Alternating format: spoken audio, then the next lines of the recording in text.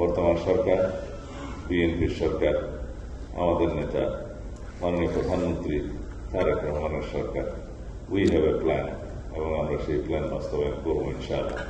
দিল্লি থেকে প্রচারিত শেখ হাসিনার কথিত অডিও বক্তব্যকে গুরুত্ব না দিয়ে স্বরাষ্ট্রমন্ত্রী সালাউদ্দিন আহমেদ বলেছেন, এই ধরনের প্রচারণার মাধ্যমে দেশে অস্থিতিশীল পরিস্থিতি সৃষ্টির যে চেষ্টা চলছে তা কখনো সফল হবে না।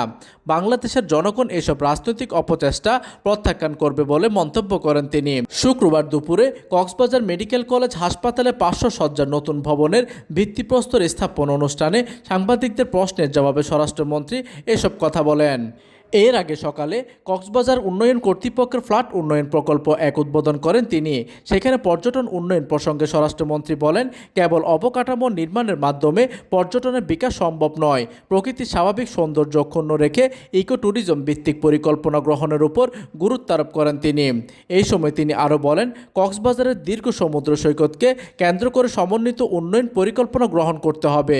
বিশ্বের পর্যটকদের কাছে কক্সবাজারের প্রাকৃতিক সৌন্দর্য আরও কার্যকরভাবে তুলে ধরতে সংশ্লিষ্ট সব প্রতিষ্ঠানকে উদ্যোগী হওয়ার আহ্বান জানান তিনি।